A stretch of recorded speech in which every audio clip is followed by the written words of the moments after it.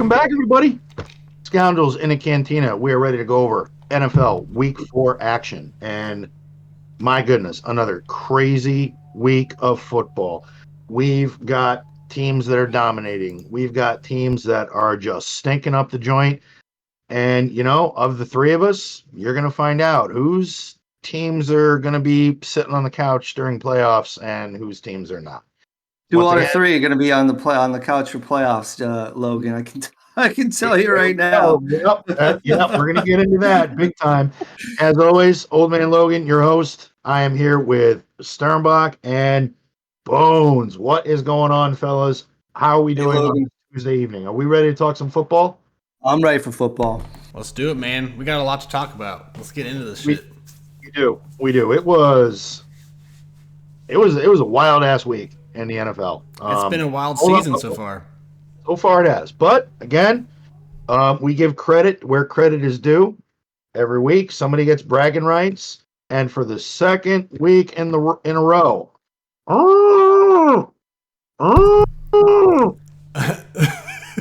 like you doing it better than me doing it. Not only let's call a spade here, gentlemen. Not only the second week in a row, we're talking 3 weeks out of 4. Yep, I was just about to say that.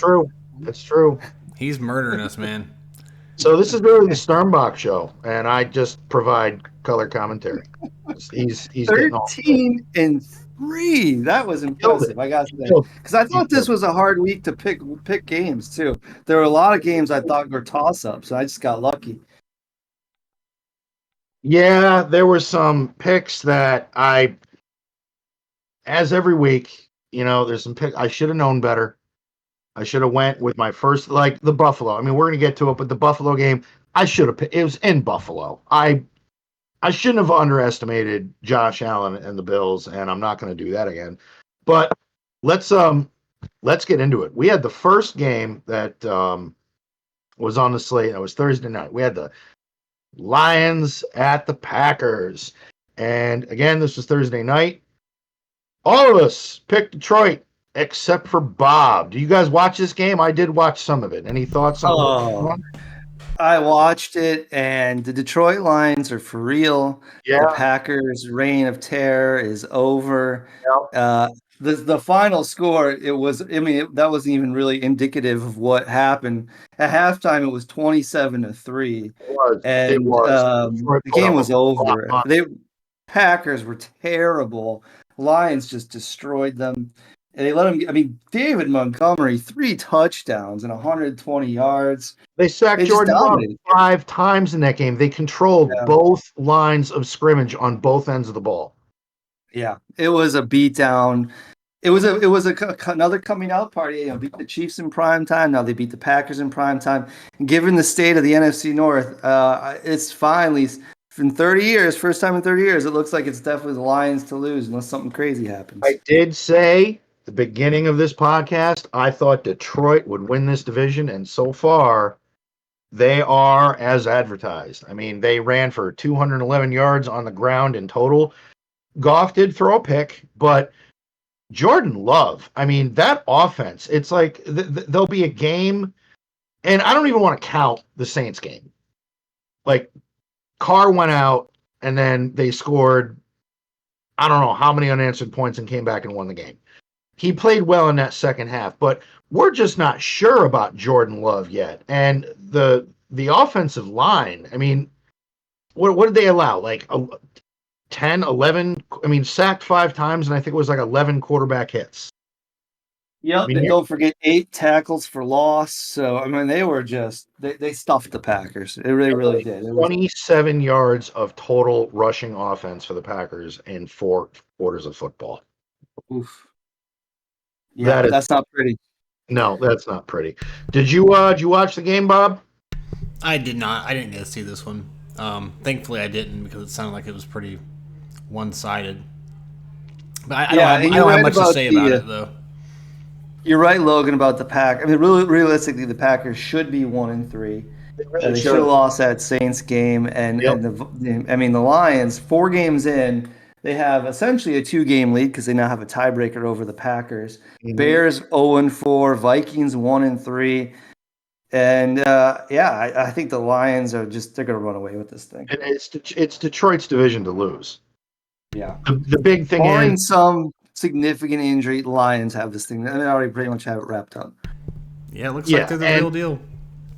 And with teams, but the only thing I would say about Detroit with other teams in the division, like obviously the 49ers and Dallas, I think it's not only important you win the division, but you try to get a week off. You don't want to be playing in the wild card weekend. Now, correct me if I'm wrong. The current format, there's only one team that gets a bye. Yes. Is that right? I think Correct. that's Yes. right. Yep. Yes. That's going to be tough for the Lions, given that you got those Niners who will get there too. Oof, they're looking good. Oh, the Niners are just absolutely disgusting. Yeah. So the next game we had on the slate was Atlanta at Jacksonville. Now, Bob, mysteriously enough, you took Atlanta for this game. I still kind of scratch my head. We're talking about a team that just has no offensive identity. I mean, they're in the same level of offense with the Pittsburgh Steelers. I mean, Okay, but before this, they were kicking ass though. So not. I mean, they're 2-2, and they threw for 72 yards, and they had 2 picks. Now they're 2-2. Before the Jacksonville game, they were 2-1, and they were doing pretty damn good offensively. That's why I picked them, because I thought maybe they'd do an upset. Yeah. But now after this game, I've changed my mind, and I don't believe that anymore. Because if you're getting, did Desmond Ridder get benched in this game? I think he did, didn't he?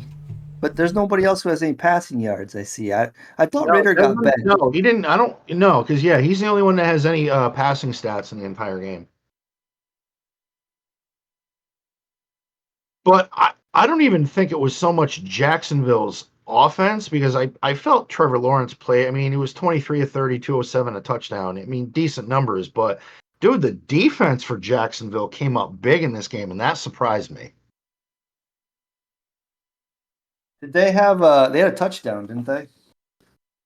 I know they had 4 sacks. They recovered. Yeah, they recovered 3 fumbles.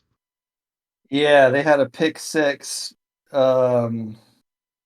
Darius Williams, 61 yards. Yeah, Darius Williams had a pick 6. I thought so.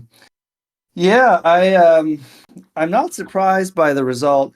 I think it's funny. There's a couple teams, and we'll talk about them as we go through the games this season so far. Are Dr. Jekyll, Mr. Hyde? You don't know what you're going to get from them. I think the Jacksonville Jaguars is a perfect example. You get a dominant win here, but then the next week they may drop an egg, right? Who knows? There's a couple teams like that. You just don't know what you're going to get from week to week. So Jaguars, though, it was a big win for them. They needed it. They needed to keep pace with all the other AFC teams, 2-2. Every team in that division is 2-2. Interesting. Colts, Texans, Jags, and Titans. Well, Jacksonville better get comfy sitting in London because they're hosting the Buffalo there next weekend. See, there you go. Dr. Jekyll, Mr. Hyde. They're going to win this game, and they're probably going to get the doors blown off next week. That's a very good possibility, especially against what Josh Allen is doing right now. Yeah. But they're going to have the advantage of being the whole week in London and already be acclimated where the Bills won't have that advantage. That is true. But again, the Dr. Jekyll, Mr. Hyde, we just don't know. We don't know what Jacksonville team we're going to get. Is Trevor Lawrence going to be on his game? They're not going to win. They're not going to slow down Josh Allen. Jacksonville isn't at that level. They're a good team. They're good. I think Buffalo's an elite team, but let's not forget they lost to the Jets and Zach Wilson. They did. They did. We'll get to that later on, but Zach was looking good last week. So, well, also something could be said for division games. I mean, those are. I sometimes look at really, well-coached division games as almost coin flips. It's, you know the team, you know the personnel. You got to play them twice a year. I always think there's a prime time factor. When you get a prime time game, teams just play different. They just do. They really do. So the next game we had was Denver at Chicago. It was the battle of the winless, one of 2 on the slate for this week. My goodness, Sturm and I picked Denver, and Bob picked Chicago. Of Now, course. in this game, it was, I mean, I don't know about you, Sturm, but at halftime, I was kind of going, well, yeah, I picked the wrong team. Yeah, I thought And so then, too. I mean, it was an entertaining game, that's for sure. No matter how good or bad they were. And yeah, what was the score at the half? Because it was looking like a blowout, and It then was 21-7. 21-7. yeah, and then they came back, and I mean, I didn't get to see the end of it. What happened? How did they come back and win? Was it a last minute thing, or It was the fourth No, quarter. It was the yeah, they fourth just quarter. the Bears offense just I watched this game. My wife's a Bears fan. So she was excited because she thought the Bears had their first win, and then all of a sudden the wheels came off, and they kept coming back, and before you know it, it was tied up. And this is one of those cases where you have a really questionable coaching decision at the very end of the game. I think there was about 2 minutes left, fourth down. Bears have the ball in easy field goal range. I think like a 35-yard field goal. And for some god awful reason, the Bears go for it. And of course, they get stuffed. I don't know if it was a run play or maybe it was incomplete pass or I don't remember what the play was. But why on earth, you guys need to explain this to me.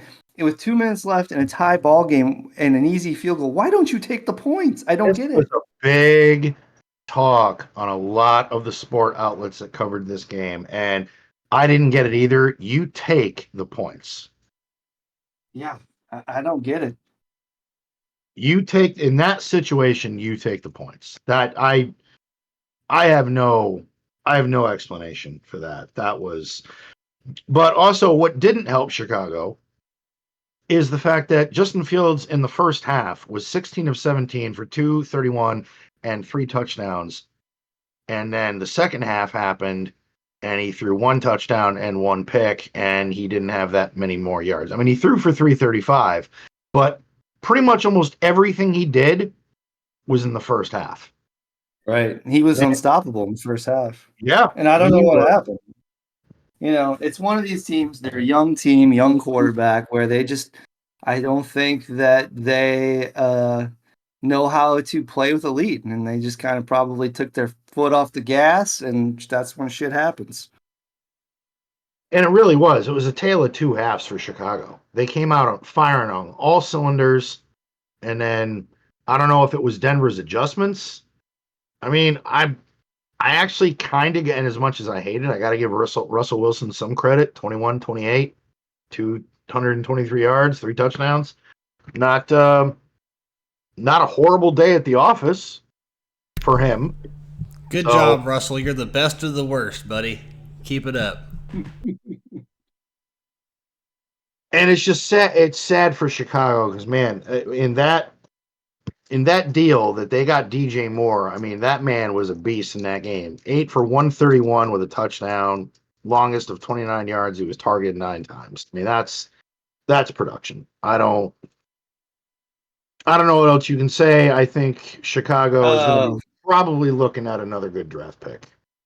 So I was looking through the play-by-play to remember what happened. So Bears have the 28-7 lead, third quarter. Broncos respond, drive down the field, score a touchdown. 3 and out for the Bears. Broncos 10-play drive, score a touchdown. Now it's 28-21. Next drive, fumble return for a touchdown, 28-28. So, Jesus. it's one of those things. It started to snowball on them. They couldn't stop the bleeding, and they lost. Well, good luck, Bears. Yeah, good luck, Bears. Just wait for the draft. Everything will maybe get better. All right, next on the slate we had Minnesota at Carolina, another battle of the winless. I didn't really watch any of this. From what I heard, it was a bit of a snooze fest. Just to start, Kirk Cousins was 12 of 19, a buck 39 yards, 2 touchdowns and 2 picks. So he didn't do too much. Actually, the entire team didn't really do too much, but they squeaked out a win against Carolina. Bryce Young needs some support. That kid is running for his life. He was sacked 5 times in that contest. I mean, his numbers weren't bad, 25 to 32, 204, but he had no touchdowns. So that team is rebuilding. They don't have anything to support their young quarterback, and they're going to keep losing football games. And they did. They lost to another bad team, which is Minnesota, which is probably going to finish in the dumpster along with Chicago in the same division. Yeah, if you're a Vikings fan, I don't think you have a lot of hope. No. Barely. I mean, they were losing most of this game to Carolina. They had to rally to win. And I don't know if you saw one of Cousins' picks was a 99-yard touchdown return, pick six. I caught that highlight. Good Lord. Yeah, not pretty. I don't see Minnesota has really regressed from 2 seasons ago. Like horribly. The team has just gone in the absolute wrong direction. Their defense has not really shown any life until they beat on the hapless Carolina Panthers. How many rushing yards did they have? Because I got to think that some of this, I did 135, which isn't terrible. But, I mean, how much of this is Dalvin Cook? I mean, that guy's such a playmaker, and they just let him go. And I know running backs now Dalvin's a him. backup now. Yeah, I don't know. Maybe he's not that good. I don't know. I thought the guy was a playmaker. He'd make that offense better. There's no question. Oh, no, I think he would. I think that hurt, without a doubt. I mean, losing a player of Cook's caliber. I mean, they did rush for over 100 yards. Justin Jefferson got his. I mean, he didn't break 100, but he had 2 touchdowns. He was still targeted many times. It's just, He so needs to go to the Chiefs. Who? Jefferson? Yeah. Can you guys even afford him? You must be in salary cap hell, right? No, I'm just dreaming over here. I'm just thinking about what we could do with him. I'm sure every team wants him. What's up with Adam Thielen though? Is he like on the downfall of his career? I guess because he used to just be a highlight reel kind of guy, and now I don't hear anything about him ever.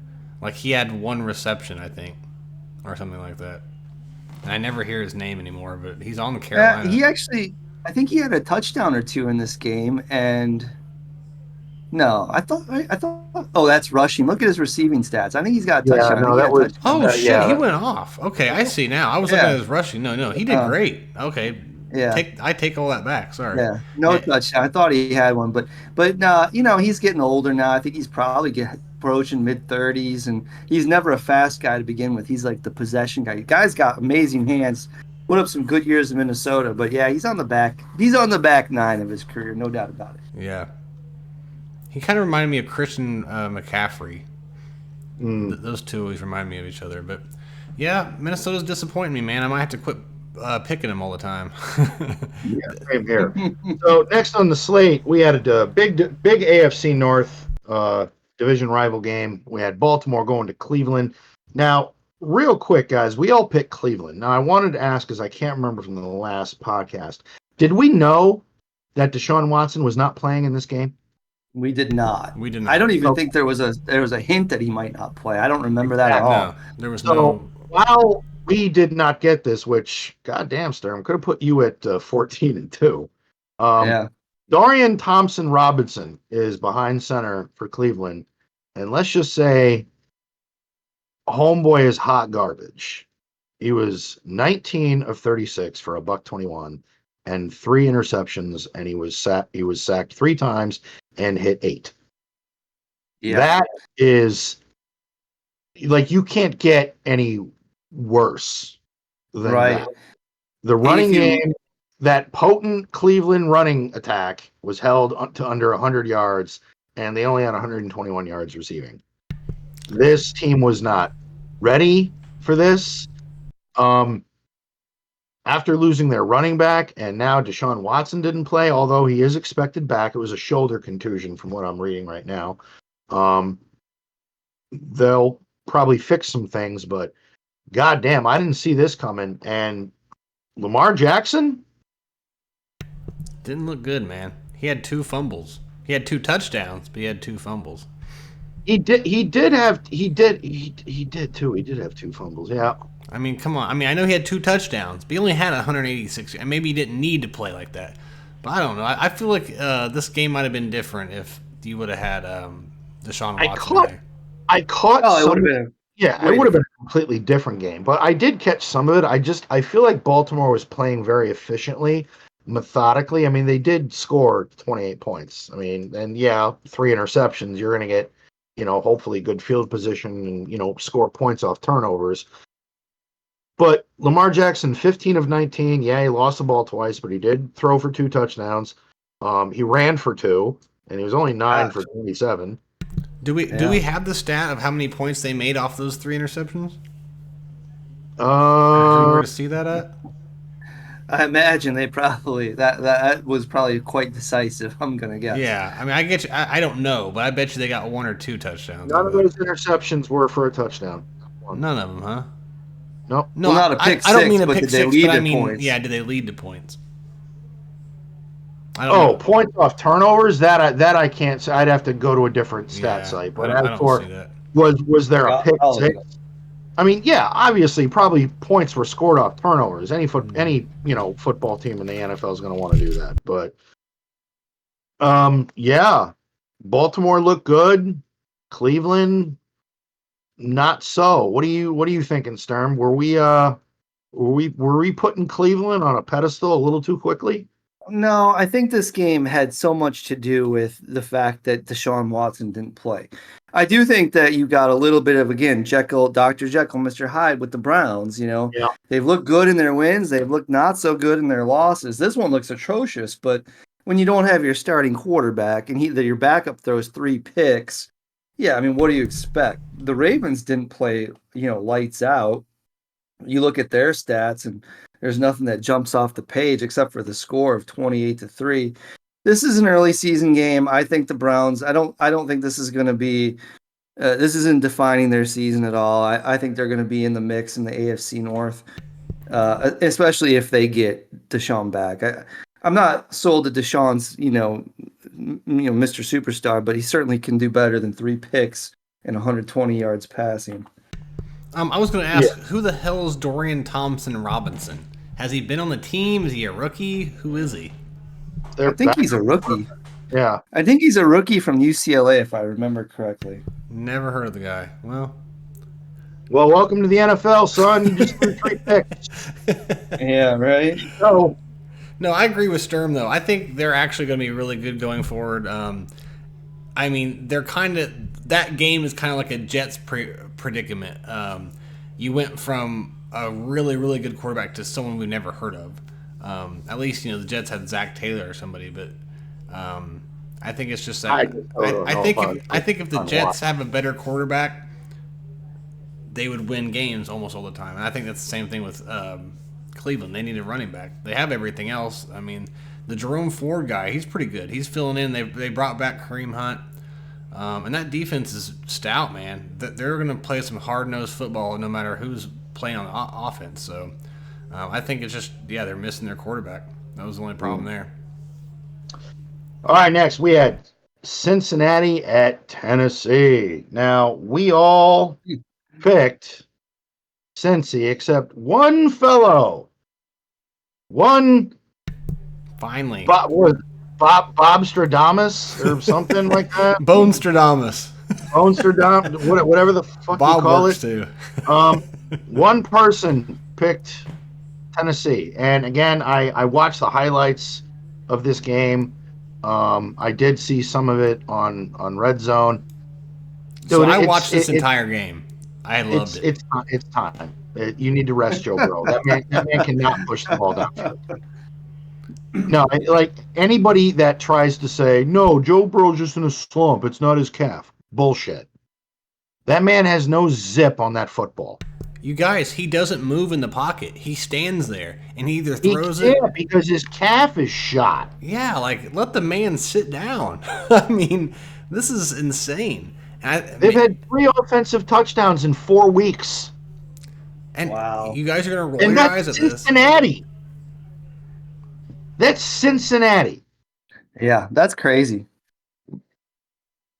I mean, you can sit there. It doesn't take a genius to watch him play. He is not playing like Joe Burrow or any kind of quarterback in the league. The longest reception for the Bengals was a 17-yarder to Jamar Chase.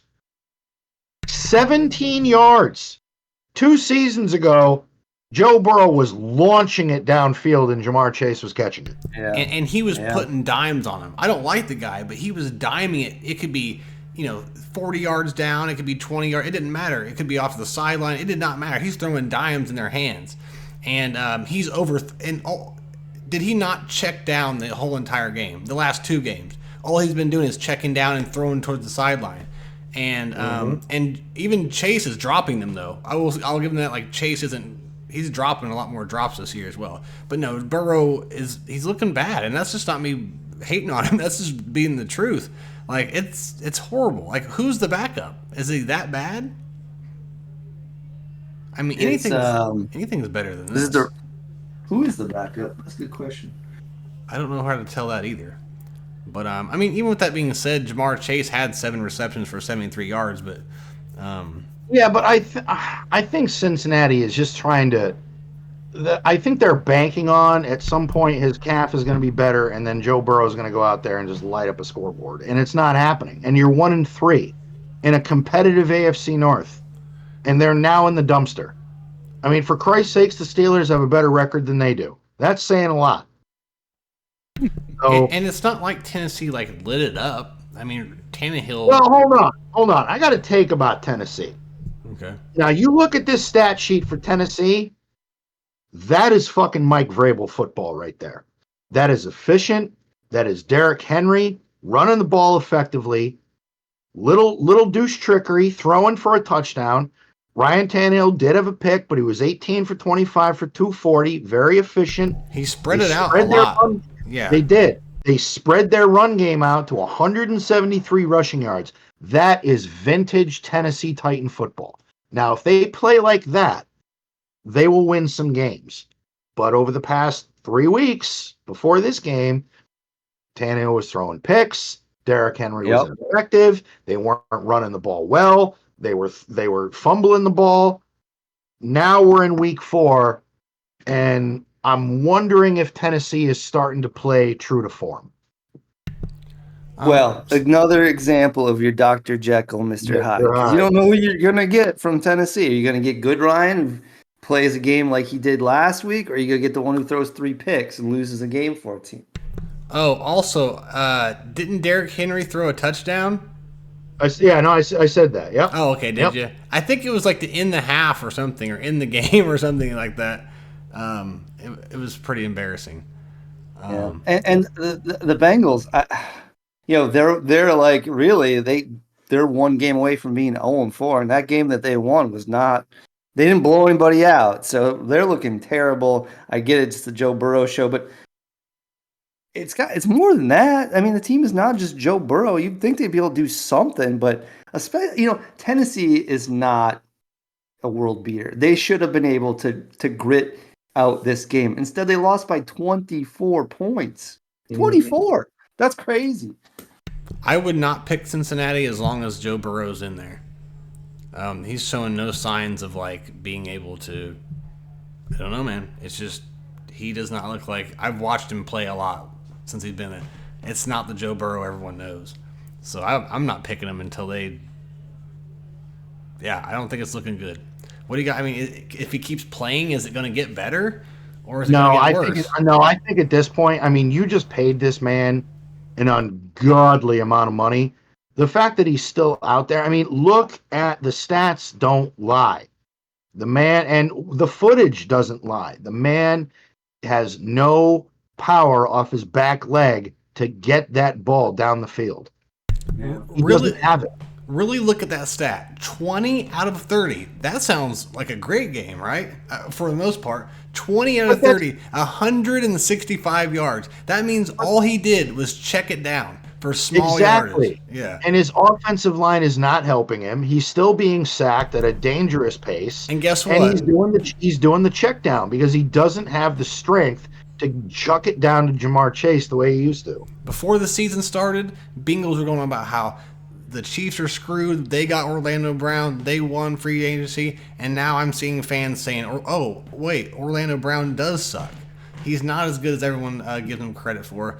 And for some reason, he got built up. I didn't even know who the hell he was until we got him. And then we're not talking about the Chiefs right now, Bob. We're getting to that. But Orlando Brown. Orlando Brown is what I'm talking about. He plays on the Bengals. They signed him from the Chiefs last year. And what I was saying is, us Chief fans, we were telling him, like, he's not that good.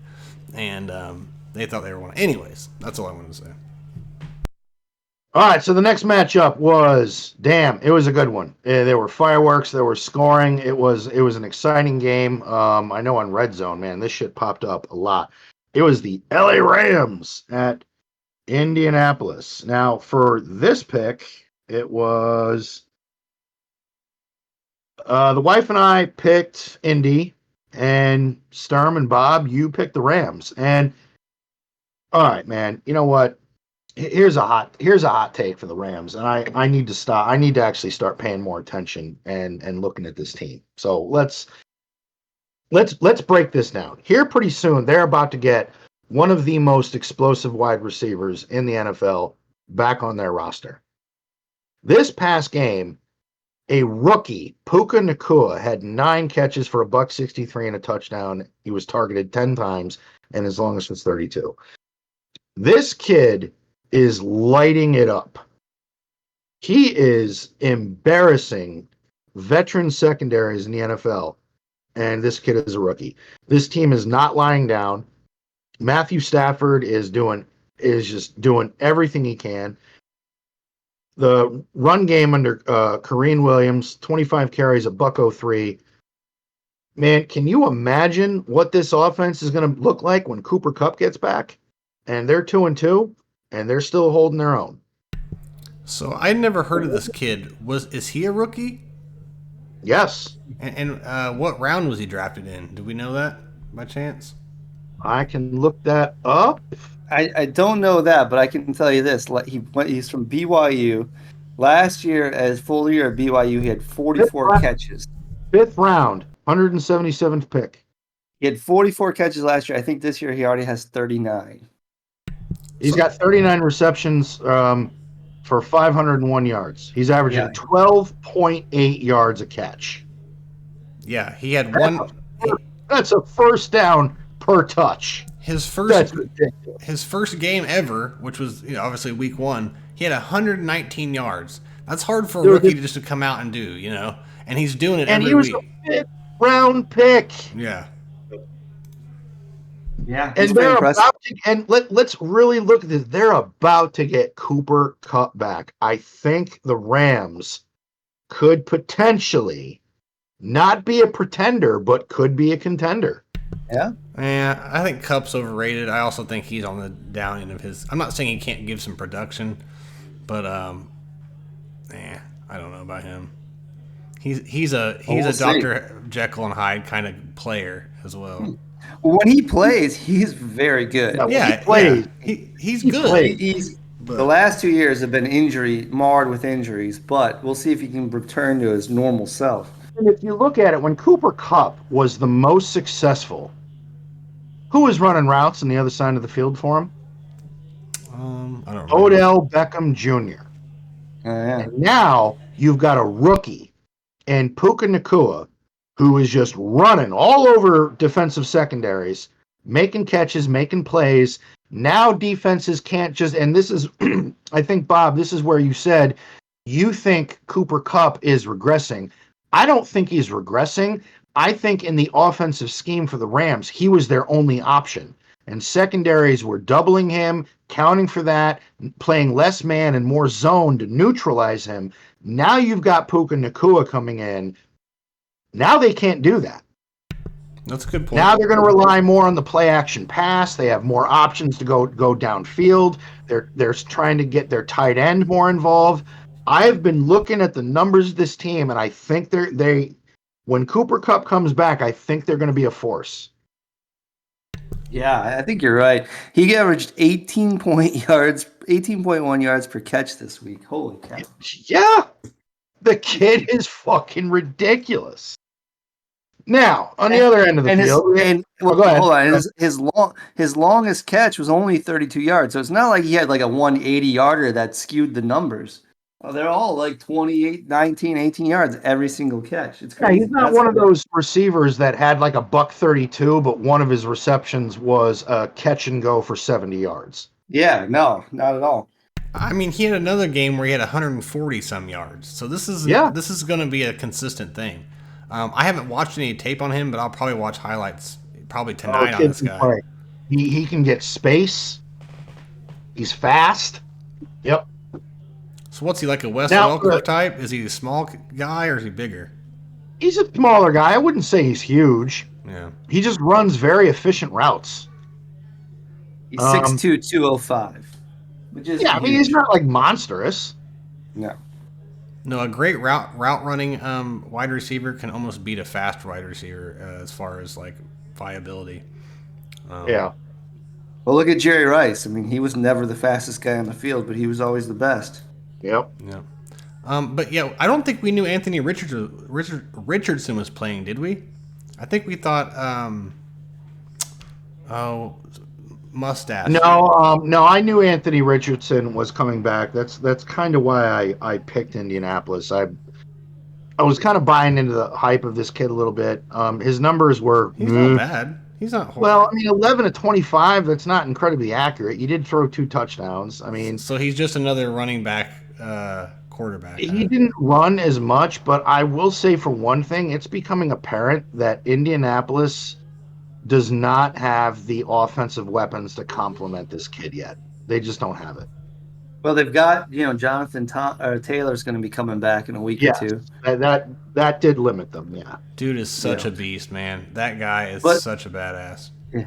I'll give the Colts credit. This game, if you guys remember, was 23-0 in the third quarter.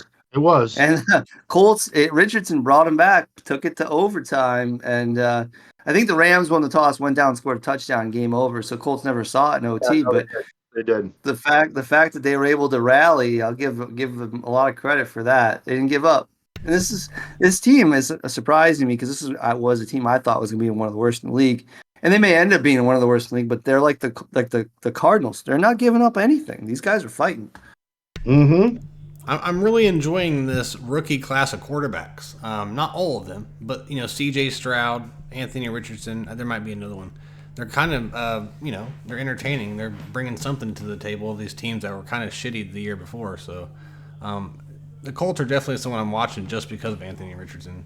I hope the kid does well, but they need to work on his passing, and everyone knows that that's not going to last very long when you're doing nothing. Well, we will see, because that division, after this Sunday, that division's looking a little more fierce than we thought. All right, so we've also now we've got Tampa Bay at the New Orleans Saints. Now, Sturm and I picked Tampa Bay. Bob, you picked New Orleans.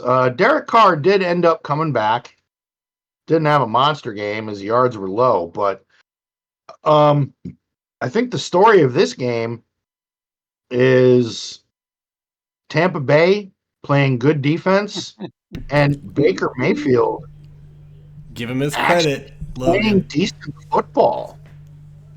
Who would have thought? I want you guys to take a look. Take a look at Alvin Kamara's receiving stats. Have you seen this? Take a look at that. The man caught 13 balls for 33 yards. 13? Yeah. What the hell were they doing? I don't know. I didn't see the game, but that one popped out because it's like, and the longest was 10. So he had 12 for 23. That's less than 2 yards a catch. What the hell were they doing? I didn't see this game. I mean, I saw some of the highlights, but that's probably one of the more bizarre stats you will see in the NFL period. Yeah, I have no explanation for that. Yeah, I have no idea. Like, what kind of offense are they running? I mean, Jesus. And tell me do you guys feel like Taysom Hill's becoming to be like a running gag or like an inside joke or like an Easter egg? Like they have to throw him in there for 3 plays for the next 12 years, and he won't ever do anything but just play 3. Like, what is the deal with that? That dude's always been a gimmick. I don't care for that. And it's done nothing for them ever. Like, there's something about this guy. Like, does he have something on the coach or something, or the owner, or they have to keep him around? Like, I've never really understood that, but I just Well, thought it was, weird. I mean, it was pretty bad with Derek Carr getting hurt and then coming back and laying this egg of a game, and the offense just looked completely out of sync. Yardage wise, it was a dumpster fire. Defensively wasn't much better. I mean, they were outcoached, outplayed, and yeah, Baker Mayfield, 25, 32, 246, 3 touchdowns, 1 pick. Yeah, I mean, he's looking comfortable. He looks way more comfortable than he did with any of the other teams he was playing But I for. feel like Tampa Bay is doing kind of what they did with Tom Brady in his last year, where they knew Tom's age. They knew he wasn't going to win the game hauling the ball downfield. And I think their playbook did not have to adjust much because Baker Mayfield can't do that either. Baker Mayfield does what Baker Mayfield does. He throws some passes, some nice ones. He makes the proper decisions. They had a well-distributed run game to take some of the pressure off them, and they won the game against a weak New Orleans team that needs to figure out what they're doing offensively. Also to note, Mike Evans got hurt in this game. I don't know what. And it didn't matter. No, but I'm just saying that's something that still sucks Yeah, for no, them. we hope he comes back. And yeah, But did he tear? I think he tore his ACL, didn't he? I think I remember hearing that. Is that I'm not right? sure. is that what it was? I didn't hear that. somebody did. I don't think it was him though. Rashad Oh White. no, it just tweaked his hamstring, I guess. This Rashad White kid's pretty good too. I haven't heard of him until this year, but I keep seeing him, his name always being on the highlights and stuff. But yeah, I'm surprised about Baker Mayfield. Oh, also I wanted to say T. Higgins. I know we're past that, but T. Higgins got hurt this week as well. I was going to mention that also. And guess who? Another big injury we'll have to think about. Yep. And guess who's on my fantasy football team? Mike Evans and T. Higgins. I was fucking pissed. Well, you're not scoring. Ouch. All right, next big division game. Washington at Philly. Down to the fucking wire. Won in overtime. I gotta say, Game of the week. it was. I didn't have a lot of faith. I don't think any of us did, of Washington going into this game and doing much, but It's the God Bieniemy damn. effect, man. They, The Eric Bieniemy effect. they played their hearts out. They really did. They're surprising. They are, and they got crushed by the Bills I the know. week before, and they come back and they push the defending NFC champions to the brink.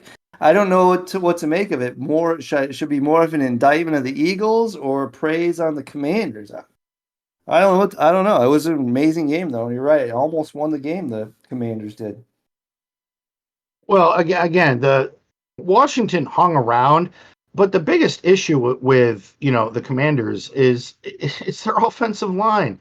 Sam Howell's been sacked 19 times in the past 3 weeks. The offensive line is just absolutely dreadful.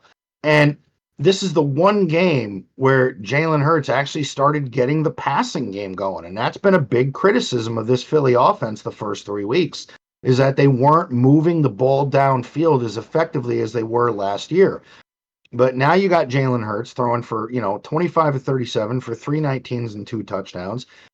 If he can get back and return to form, this team is going to continue to do what it does, and that's win football games.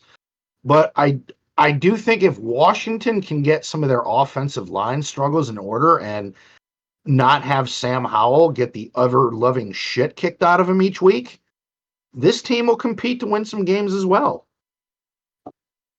Yeah, I think so. Yeah, and at 2-2, they still have a chance to keep doing some good. You know what I mean? I'm still not sure with Washington. Usually about 4 games in, we can kind of tell where a team is. I'm not so sure about Washington. It's going to be tough with Dallas in that division. And obviously, after last night, we know the Giants are an absolute dumpster fire. So, Washington still has a chance if they can fix that offensive line. Didn't Washington beat Dallas yet last week? I think so. No, Arizona did. Oh, Arizona did. Okay, I was thinking Arizona beat Dallas. Okay, I thought. Yeah, it was Arizona. So, any final thoughts on Washington, Philly before we move on to? No, we Well, I would say Washington, based on like we said last night in the Giants. I think they got third place if they can maintain, because I think the Giants are, they're dead. They Oh suck. yeah, I would have to 100% agree with you. All right, this was my pick for game of the week. AFC East showdown. Some of the highest offenses in the National Football League, ladies and gentlemen. We had the Miami Dolphins visiting the Buffalo Bills, and wow. I'm just going to say, wow. Let's just say Josh Allen, 21 of 25, 320, 4 touchdowns. And only 4 carries for 17 yards. That's what you want Josh Allen to be doing. That's what you want him to be doing. And that Buffalo defense has been the only team so far this year that has found a way to slow down that Miami offense. You know why? Think about this. Tyreek Hill, Kansas City Chiefs. That fucking Buffalo Bills defense gave us hell. We would win some, but they would win some. Like, it was never a one-sided affair when we would play them. We had Tyreek Hill. I think they know how to take away Tyreek Hill. Look at what Tyreek Hill has. What's his stats? He only had 58 yards. You take him out, you take out a lot of the offense. I know you have Waddle and all that, but they had to rely on the running game just to get what they got. I just think that Buffalo knows how to take away Tyreek Hill, and you could even say Waddle, because he had even less, right? He had 46 yards. So I think just that team in general knows how to take out some wide receivers, which then makes your quarterback have to take longer, have to scramble or whatever. No, there's not one Miami wide receiver that broke 60 yards in that game. Not one. And I think that's what it is. Because, I mean, come on, you just scored 70 points the week before. But again, it's more proof that Buffalo can play offensively efficient and be deadly. And Josh Allen does not have to play hero ball. He doesn't have to put the team on his back. This was a statement win. 48-20 over Miami, who just dropped 70. To me, that's a statement win. And they're still 3-1. Division is still early. Division is still wide open, but no, I agree. And I think Miami should, if you're doing the rankings, I think Miami should drop significantly. I think Buffalo should take Miami's spot near the top. I think they're back in the running to be talked about. They kind of had a regression period last year, but I think that's just a bump in the road for them. I think they're right back to form where they were 2 years ago, because they had the one, I don't know what the game was, but it was earlier in the season. It was a pretty bad loss, but all the other wins they've had have been pretty bad. They've been blowing people out pretty regularly. I don't know what the scores were, but every time I see them and they win, it's quite a large margin. So I think they're another AFC team to be looking out for and worrying about. If you're the Chiefs, I would say Cincinnati, but guys, who's it besides Buffalo and Chiefs? Who is even a contender for Super Bowl? The Bengals are done. Ravens. I guess it's Ravens, Buffaloes, and Chiefs. I would say, but I wouldn't dismiss the Dolphins just because this one game. No, I'm not going to dismiss the Dolphins either. Yeah. No, but if you're making rankings, you have to pick one over the other. Who would you rank higher, Miami or Buffalo? Well, I don't buy in all those season power rankings. I'm not saying someone else's rankings. I'm saying your personal rankings. If it was up to you, we'll rank them when they get to the playoffs and they beat teams. Why can't you give me an answer? Super Bowl. It doesn't. It's irrelevant. There's still 12 I'm not 13 writing more them games off. to play. I'm just saying I think Buffalo is in a better state than Miami, but I'm not writing them off.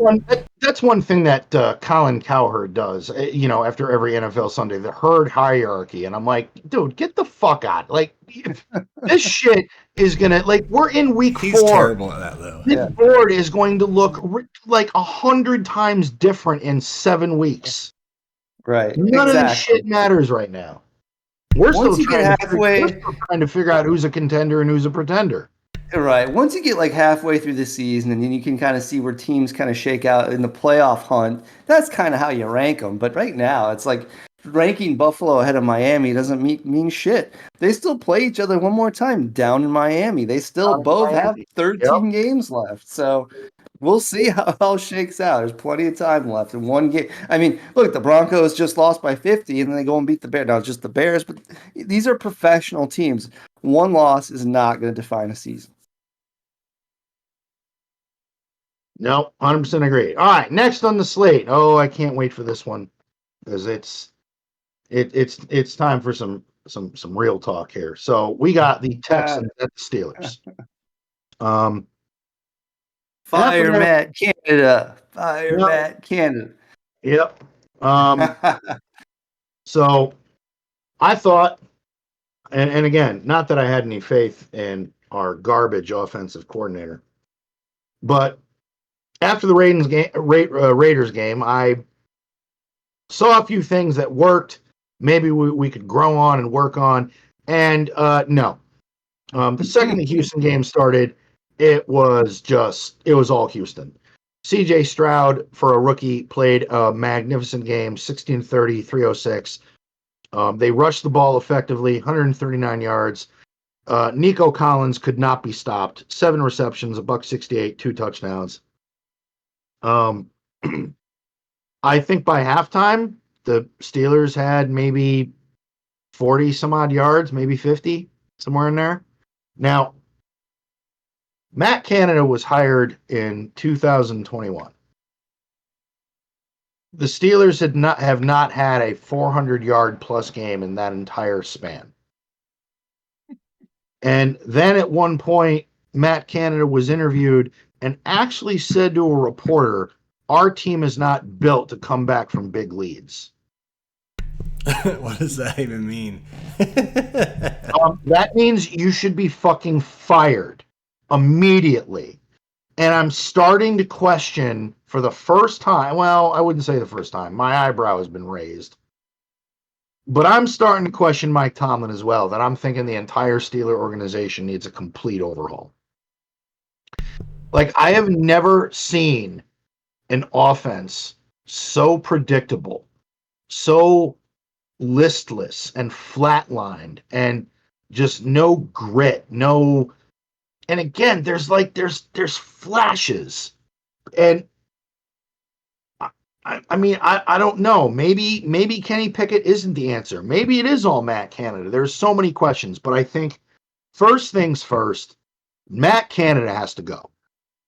This is like since 2021, homie, and you don't have one 400-yard game in your resume in today's NFL, you are horrible. Absolutely horrible, and you should not have a job. That's the way I see it. I think Houston is moving in the right direction. It's making that division a lot more interesting for reporters, for the NFL, for viewers. CJ Stroud was fun to watch. Kid knows how to play, makes good decisions. And they just outplayed the Steelers. I mean, for Christ's sakes, Highsmith and TJ Watt didn't have one sack the entire game against an offensive line that was dealing with injuries. So that's all I got on this game. Sign the petition. OldManLogan 76. Fuck Matt Canada. For him to be fired. What's Kenny Pickett's knee status? Because he injured his knee and he had to come out. He's out. He is out next week against Baltimore, and Mike Tomlin already put out a statement that Matt Canada will once again be the play caller against Baltimore. So we'll get to that when we do our picks, but whatever the spread is in Pittsburgh, that Baltimore is favored by, I'll double it. It's in Pittsburgh. Yeah. Oh, it's in Pittsburgh. Yep. Lots of boo birds out for that game. I have a feeling. It's gonna be a fucking blowout. I mean, Absolute if you blowout. look at Pittsburgh's passing stats, 111 total pass yards, and their leading receiver was Najee Harris, 1 catch for 32 yards. George Pickens, 3 catches for 25 yards. Look at that, dude. Look at those numbers. Those are ridiculous. That's They are really bad. C.J. Stroud only had one more catch than Pickett did too, but he had over twice the yards. What was it? So did they double up the team in yards? How many total yards did the Steelers have? Well, we had 114 in passing and $132 in rushing, so that's Yeah. They had 451 yards. You guys had 225. yeah. I'm liking that Stroud kid though. I mean, I know you probably didn't like him this game, but I like him, man. He's pretty. I got to start watching him too. 24 first downs to 12. I had this game on and I watched some of it, and the Steelers were never in it. Never. Even from like in the first 5 minutes of the game, we were. It was like, well, this is done. Yeah. And then for an offensive coordinator to say to a reporter, "We're not built to come back from big leads." You like, I don't even have an explanation of the stupidity of that, because I'm sorry, I still think the Steelers had one of the better drafts this year in the NFL. Granted, they're all still very young kids. They're going to contribute for years to come. But Jesus Christ, this team had potential, and it's got some really talented personnel. But the offense is just so predictable. I mean, on a critical 4th down, Matt Canada puts Kenny Pickett in the shotgun. Are you out of your fucking treehouse? What is wrong with you? On a critical 4th, if you think your offense is that much shit that you don't trust your entire running back core on a 4th and 1, then you punt the fucking football. But no, you put Kenny Pickett in the shotgun when you couldn't direct an offense out of a paper bag. How many things did you throw at your TV on Sunday, Logan? I didn't throw anything at my TV except a whole shitload of expletives. My God. I agree with you about Mike Tomlin. He seems like he's a great coach, but like he's been there for so long, maybe he's getting like complacent, and maybe like kind of like an Andy Reid thing where he probably needs to go somewhere else, and it would benefit both. I don't. Yeah, is it time for change in Pittsburgh? The head coach, they have only had 3 since in 50 years. I think we might be getting to a point where there's a time for change in Pittsburgh. But then again, I mean, I like the fact that Mike Tomlin is a player's coach. I love, his little Tomlinisms. I love how he coaches, how he controls a team. But he's a defensive-minded coach. I mean, he was a defensive backs coach for Tampa Bay. And in this day and age in the NFL, your offense needs to be run by offensive gurus, guys that are looking to take chances, guys that are looking to really exploit the qualities and the talents of your offensive weapons on offense. And I don't see that happening. I see no creativity out of Matt Canada. Kenny Pickett gives up on plays way too early. He immediately, if the first read isn't open, he's immediately looking for the check down for the 2-yard dip off, the 2-round ditch, and then it gets stuffed, and we're forced in a 3 and 8. His name, Matt Canada, can't be a real name. It's got to be something they change. Like at one point, their family changed their name to Canada, because I've never heard that in my life. Yeah. It sounds like it could be made up.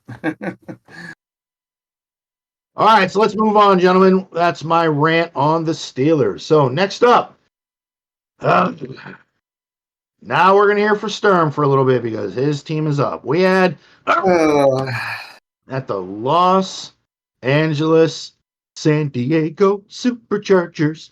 No, they're LA Chargers. But Sturm, what I picked the Chargers in this game. I knew Jimmy Garoppolo wasn't playing. I had a feeling he wasn't going to play. I don't know. I'm not buying the offense. Your defense has its moments, but I think the Chargers wanted this game a little bit more than the Raiders did. What did you see? Yeah, I'll start with the good, and the good is that I was impressed with how our defense played. You can look and say, oh, they gave up 24 first half points. They didn't give up anything in the second half. And 2 of those touchdowns in the second quarter were direct results of Aiden O'Connell fumbles. You may have seen this stat. Yep. Khalil Mack had 6 fucking sacks He of Aiden O'Connell. He absolutely killed it. And a couple of the 2 sacks, well, the first of all, the one fumble was a reverse tuck rule, which, after the Tom Brady bullshit tuck rule game, they changed it. So now unless they made it so instead of being an incomplete pass, now, of course, it is a fumble, and that's exactly what Aiden O'Connell did. So that was a fumble. And the second one was Khalil Mack pushed our left tackle, I think it was, right into his back and knocked the ball out. So, you can say what you want about Aiden O'Connell, but when you got some other dude pushing 350 pounds into the back of you, yeah, you might fumble the ball in that case. They had short fields. They scored 2 touchdowns easily that way. But otherwise, the defense was lights out, especially in the second half. They were amazing. But the running game still had problems. Aiden O'Connell was a rookie, and his first start, it's tough. And he did not look comfortable in the pocket throwing the ball, and it showed. So we fell to 24-7, fought our way back in the second half to 24-17. Kick in some questionable Josh McDaniels coaching decisions, including 4th down with a 55-yard field goal attempt, and all of your timeouts plus the 2-minute warning with 4 minutes or so left, they punted. I still don't understand. You've got a kicker who can nail 60-yard field goals routinely, and you punt it on 4th down from when you could kick a 55-yard field goal. I don't understand. Yeah, that's like because the Chargers coach, he went for it again deep in his own territory on 4th, and that again, there's been some questionable calls going on in some of these games. Yeah, so this blows my mind on so many levels. So we got our first takeaway of the season. Finally, we got one. Herbert throws a pick, and on the return, Herbert gets his left hand stuck in Max Crosby's helmet as Crosby's blocking him on the return, and they broke one of his fingers on his left hand. I think it was the middle finger, and he had it all splinted up. And so the guy goes back in the game, which is, I think, you got a star quarterback. I'm not sure if he should. I would have played him or not. But what was crazy was the 4th down where they went for it, where you're talking about. It was 4th and inches, literally like the tip of a football. They put this guy under center. Herbert is under center to take the snap, and then they do a quarterback sneak. Your guy with a broken fucking finger on his hand, and you throw him into the scrum. Like, I don't get. It was 4th down. It was on their own side, it was on their own 25 or something. They didn't make it. They got stuffed again. And but for an Aiden O'Connell interception at the goal line, they would have tied the game. Yeah, and the positive thing I will have to say about the Raiders is that, man, Josh Jacobs had a hell of a game. He had a good game overall, not a great rushing game. Second half, they started to run him in the shotgun a lot more. In the first half, what they do, let's do a I formation, 36 blast, and everyone knows it's coming, and they just stuff him. Now, in the second half, they were doing a lot of runs out of shotguns, misdirection stuff, and he was starting to slice him up. So I think he ended up with 60 or 70 yards rushing, about 70 yards receiving, and he finally got a touchdown. So that was awesome. But they fell short. I was impressed with the way they fought and kept playing, and they didn't give up. But I think some bad coaching calls. I'm still just blown away by that decision to punt it instead of kick the field goal. And then the fourth down, it wasn't even fourth down, it was first and fucking goal. And you've got Josh Jacobs, you're on like the 2-yard line. They plenty of time. They could have ran the ball a couple times, but they do this rollout play with a rookie quarterback. He not in sync at all with Jacoby Myers. Myers wasn't even looking for the ball, and Asante Samuel intercepted it. So, and that ended the game. So, you guys, you held the Chargers to 3 first downs in the second half. I mean, you did what you. I mean, you scored 10 unanswered in the second half. It just wasn't enough. Yeah. Like the second quarter in that game is what killed you. Yeah. It was those fumbles. It was really those fumbles that put the defense on its back heel. And they tried, but they didn't do it. And they gave up 2 touchdowns, and that was just insurmountable. But Max Crosby, I love that guy. He's a beast. And the first time, so after they punted, when I said they should kick the field goal, they did pin him down about the 10-yard line. And on third down, Herbert drops back to pass. And they had Crosby lined up like middle linebacker or some shit. And nobody had any idea what to do with it. And he just comes in untouched and just blew up Herbert. That was like one of the best plays of the game. I love that. It was awesome. Sturm, we got to talk about the late hit. So you didn't think Tillery late hit Herbert, right? No. I agree it was a late hit. The article I sent you guys. Blatant fucking late hit. Yeah, it was pretty blatant. Yeah. So yeah, I'm glad you brought that up. It was so I'm not going to agree with you that it was blatant, and I certainly don't agree that he should have been kicked out of the game, because I've seen dudes throw punches and not get kicked out of a fucking game. I don't know why they kicked him out. It was a late hit out of bounds. My God. But I meant blatant, like to the eye. Like, dude, you should have checked yourself on that one. I think he probably could have a little bit, but here's the problem. Herbert runs, he slows down and goes out of bounds. Okay, that's fine. I sent an article where a guy was arguing that if you hit someone in the white line, that shouldn't be considered a late hit. It shouldn't be considered a late hit until their guy is actually outside of the white line. And the reason is, and it's exactly what Herbert did later in the game, when you get these guys, especially quarterbacks, who are running towards the sideline, defenders have to be extremely careful not to get the flag. And Herbert did it later in the game. As he's running, he pretends like he's giving up, and all of a sudden he like bursts up the sideline for another 5 yards before he runs out of bounds because the defenders let up. And that's bullshit. So I think the idea of if you're in the white, you're okay. You can still tackle the guy, but they are out of bounds. And then if you're outside the white, if you're like, out of bounds outside the white, then it's a penalty. I think that's a smart idea, because I've seen that too many times with these quarterbacks, especially. They'll slow down and they'll pretend like they're going out of bounds. And when they see the defenders let up, they quickly sprint up for another couple yards. And it's bullshit. No, I agree. I agree with that. I think the problem with that one in particular was just the force that he did. Like, he knew that it didn't matter where he was going to be at. He was going to level this guy. And I don't know if there's animosity. And he's a huge guy, Jerry Tillery. He's like 350 or whatever. And big dude. He's big. And, Justin Herbert's a big enough quarterback, but he wasn't even, that's the thing. He just went out of bounds and stopped and just didn't defend himself at all. So that's why the hit looked so vicious. I agree with the penalty. There should be a rule change. There isn't now, of course. So I agree with the penalty. I still don't understand why they kicked him out. Like, that to me, you so rarely see people get ejected in the NFL that for that hit to be an ejection, I just don't get it. It is a rare occurrence. It is. I'll agree to that. All right, we've got New England at Dallas, and you know what? I think I had this game on in the background while I was like vacuuming and cleaning my place, because I was just like, well, I know how this is gonna go. So let's start with the obvious news. Mac Jones was benched for how do you pronounce it? Bailey Zappi? Yeah, Zappi.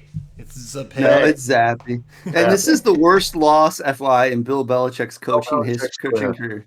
And again, I feel this is one of those very similar situations where neither Mike Tomlin or Bill Belichick know what to do when their franchise quarterback has left them. Yeah. And they potentially made bad decisions. Mac Jones, is it just me? Or is it every time Mac Jones throws the football, it looks like it's going in slow motion? He's not good, man. I don't know, but he is. It's either time for him to go or time for the Belichick just to fucking retire. Dude, that one interception he threw, it was like, what the fuck were you looking at? Like, you just, here, let me put a big red bow on the football and let me hand it to you. I mean, come on. Belichick signed Ezekiel Elliott. That's like one of their main running backs. But this is why I said, while they have a stout defense, but this team will finish in the basement of that division. This team is going nowhere. They even have Juju Smith-Schuster, and he hasn't done anything either. And defensively, they weren't even very good in this game. Because if Dak Prescott has a good game, you fucked up.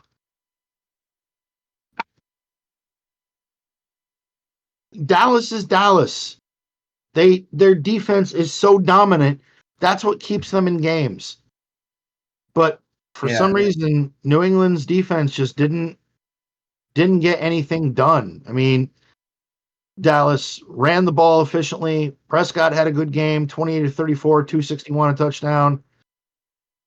But, I mean, again, the defense scored points, and that's Dallas's formula. And Belichick better, whoever is their scout for quarterbacks, they better wake him up and tell him to start looking. Because I think the Mac Jones era in New England is about over. What's this, his third year or fourth? Third. Yeah, he's had third or fourth. I mean, you're supposedly learning from the greatest. He's supposedly the greatest coach ever, and if Mac Jones hasn't figured it out in 3 years, then yeah, it's time to move on from him. I'm sure he'll keep a job as a backup or starting somewhere else, but it's if I'm the New England, this is his last year. I don't think Bill Belichick's the greatest coach ever. I'm gonna throw that out there. I'm gonna throw that out there too. That's why. That's why I went supposedly with quotation marks. But, I mean, you look at New England's distribution. I mean, for Christ's sakes, they signed Juju Smith-Schuster for a pretty decent contract, and he had one catch for 14 yards. And he was targeted 5 times. Yeah. So I think New England is an absolute dumpster fire. I don't see them, and they've got what, like the first or second hardest schedule in the NFL this year. So, yeah, I expect Bill Belichick to be looking at a quarterback in this year's draft. Two games against the Bills, 2 games against the Dolphins. So that's I think you can chalk up 4 losses right there. So and they still got to play those two teams twice. Oh, and we know how well New England plays in Miami. That's well documented. Not well at all. Good, yeah. That's a big. Dallas defense is stout, man. And don't forget they have Stephon Gilmore, which is just funny because they're playing New England. But that defense is really, really good, man. All right, let's move on to the next shit show of a snooze fest. We had the 49ers at the Cardinals. And can we just say now that Christian McCaffrey was one of the best pickups any team ever could have made? I mean, it's amazing, isn't it? Jesus Christ, dude. If he's on your fantasy team, you are winning some shit. Yeah. I mean, Christian McCaffrey scored 4 times. Like, nobody can stop him because nobody knows where he's going to get the ball. And I hate to say it, Brock Purdy just keeps doing Brock Purdy. The dude was 20 of 21. Holy shit. Dude's kind of You're right. 3 yards. I heard like that the incomplete was like, I don't know what it was. It was something like fluky anyways. So his rating was perfect. Yeah. Dude's kind of scary actually. I'm a little worried if whoever's they look like they're going to the Super Bowl. Because they're the best looking NFC all the way, the best looking NFC team all the way around. So I think they're pretty damn scary, man. They're stout everywhere. I will. Yeah, they are. They're the best team in the NFC, and I don't think it's close. I'm going to again give the Cardinals a lot of credit here, though. They didn't give up. They fought hard, and at the end of the third quarter, this game was 21-16. So Niners pulled away in the fourth quarter, but Cardinals played them tough. And you know what? They're showing fight. I mean, I think it was only a 5-point lead heading into the fourth quarter. And Right. here I know at the beginning of the season we're all like, well, it's the Tank Bowl. They're going for Caleb Williams. Not necessarily. Their first-year coach is, I mean, they're fighting. They're battling. They're trying their best. I got to give it to them. And Joshua Dobbs has not played horribly. No, he's played well, and they've played well, and they're 1-3. They probably should be 2-2, and they keep playing this way, they'll get some wins. They'll upset some teams. So, And people need to start talking about Brandon Ayuk more, because that dude is an elite wide receiver. He's on my fantasy as well. He's now my number 1 wide receiver. But dude is a beast. 6 for 148. That's a pretty damn good day. Yeah. All right, it is that time. It is now time to go to the NFL controversy of the week, the game that has everybody talking about, did the Chiefs win or did the refs win it for them? Oh, my God. So we're going to dive in. Kansas City at the Jets. And, man, it was a star-studded affair. We had Taylor Swift and Blake Lively and Ryan Reynolds and Hugh Jackman and the whole fucking crew. And they were all there. Also, and no one talks about this, but Ant-Man was there too. But he's there. Paul Rudd. He lives in Kansas City, so he's there every time. But yeah, they had the whole Avengers there. I have a question for Bones. Are you going to get the 87 jersey that says Swifty on the back? I'm down, man. The Swifties are taking over, guys. It has to be pink though, if I'm going to get it. What's sad is I want to see what's the sad Swifty jersey. What's sad is my wife talks about Taylor Swift and tells me about her, all her endeavors and how her tour is going constantly, and then I'm always like, oh God, can we just quit talking about her? And then a week later, she starts dating Travis Kelce. I like how Logan just walked away. He's done. He doesn't want to talk about it. I don't really want to talk about it either. But that's all everyone's talking about is the Swifties. Oh, we have some people in the chat room. Did you guys see that? Yes. What's up, Bad Panda? Jack, what's up, buddy? How you all doing? McCaffrey passed Rice's franchise record of most consecutive games with at least one touchdown. No shit. Really? That's some company to be in. Anytime you pass up Jerry Rice, you're doing well. I want to find a website that tells us these random facts about every game every week, but I can't find one because I'm sure there's a lot of. I think they said that during the I think I heard them say that during the broadcast. So they announced that during the game. Interesting. I think he's had every game he's played since he came to the Niners. He's scored at least one touchdown, which is crazy. Yeah. Interesting. Yeah, I didn't know that. For this. So go ahead, Bob. What? This is your team. What did you see in this game? Well, I felt like it was a loss. I felt like all three of us lost, but it wasn't. It was a good game for the Jets. Zach Wilson played like he was fucking Tom Brady. I was blown away by it. He's never played like that before, and all of a sudden he just plays like that. But I don't know, guys. There was so much crazy shit that happened. We can talk about the fucking. As far as overall performance, Mahomes was horrible. It's one of the worst games he'd ever had. He threw 2 interceptions that looked like fucking Mac Jones was throwing them. They were just, no Chief was around. It went right into the hands of the defender. I don't know what the fuck he was doing. There's sometimes I see plays at all games, not just the Chiefs, where I think football's rigged. But I'm not going to get into that. But anyway, so he did pretty bad. But the highlight of the Chiefs, and after I talk about this, I have nothing really else to say about the Chiefs. More about the Jets. But Isaiah Pacheco, dude, if it wasn't for him, we would have lost this game by, I think, a big margin. But luckily the Chiefs went ahead, 17 points in the first quarter? So yeah, 17-0. But after that, nothing. I think they scored 6 points the rest of the game. That was it. So if it was not for Pacheco continuously running it, he had 20 carries and a touchdown. He was just pretty much, they were sucking the clock down. You know what I mean? They had the clock game down. But if it wasn't for him, it's over. Kelsey, he hasn't been playing great, guys. I don't know. I'm not going to blame it on Taylor Swift, but it might be the mustache. It's all her fault. It's completely her fault. Yeah. It's completely your fault. What Jessica Simpson did to Tony Romo.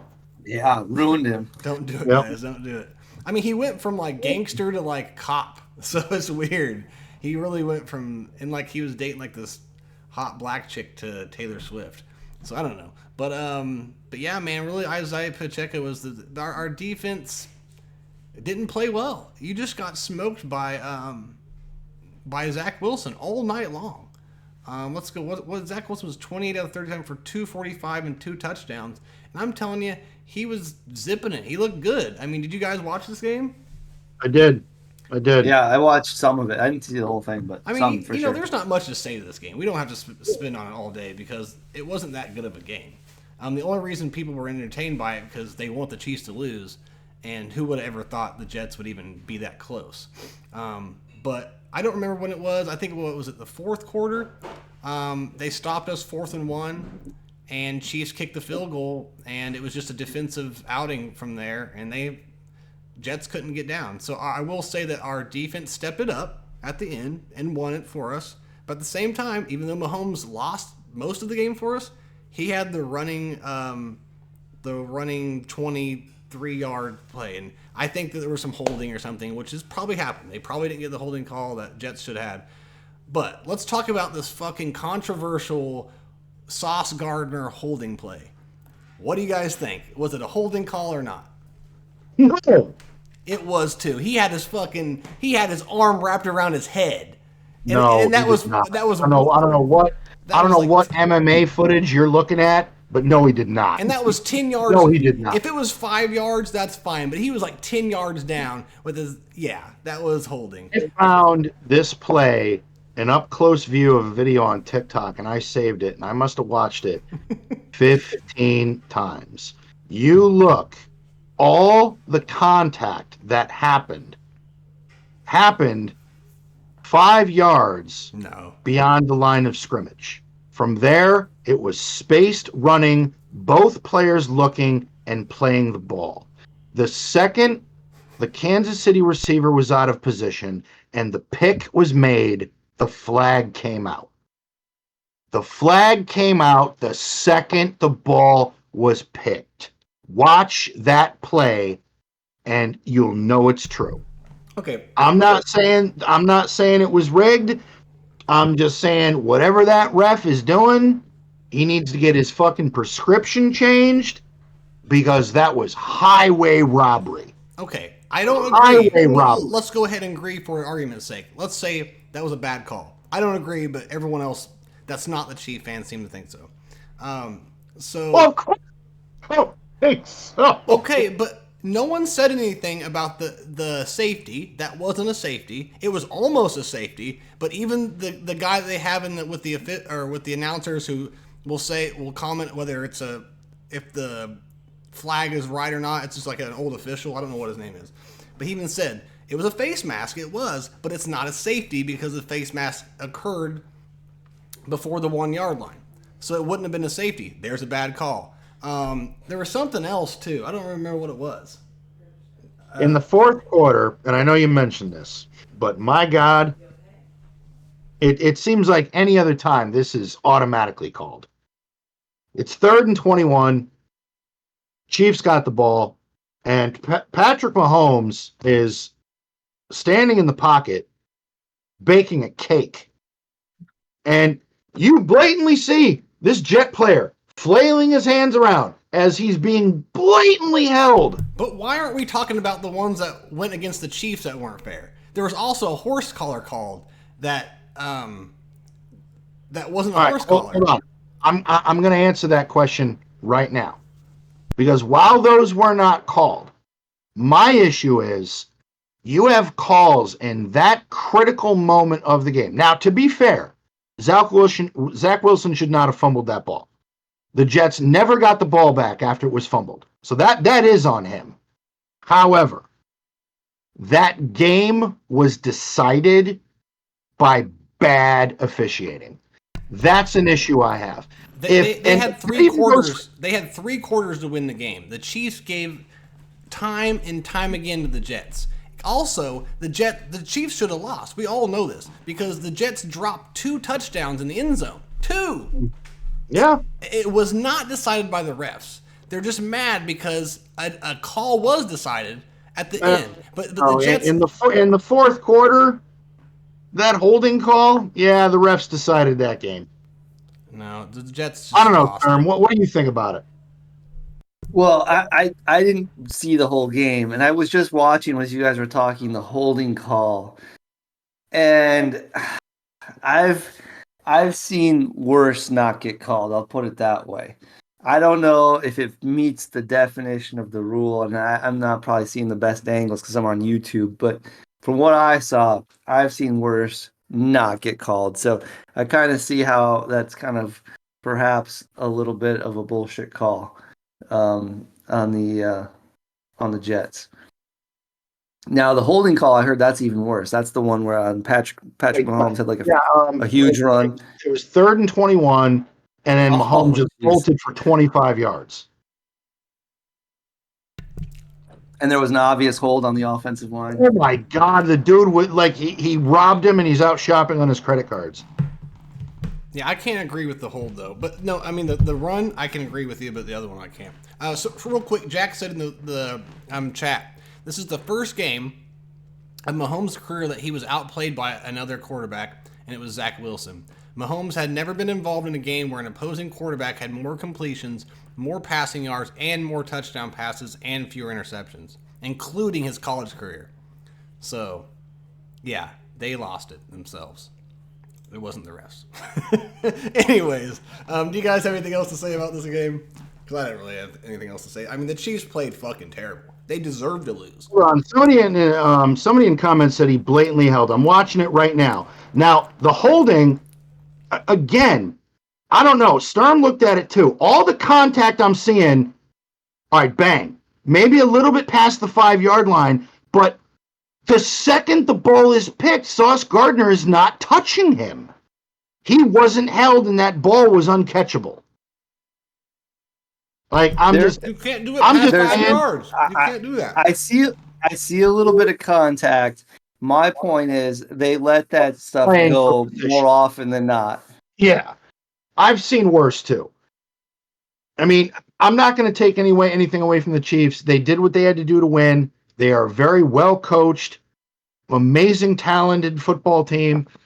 I am going to give the Jets some credit. All right, some calls didn't go their way, but you know what? That Zach Wilson fumble in the fourth quarter, that's inexcusable. You can't do that.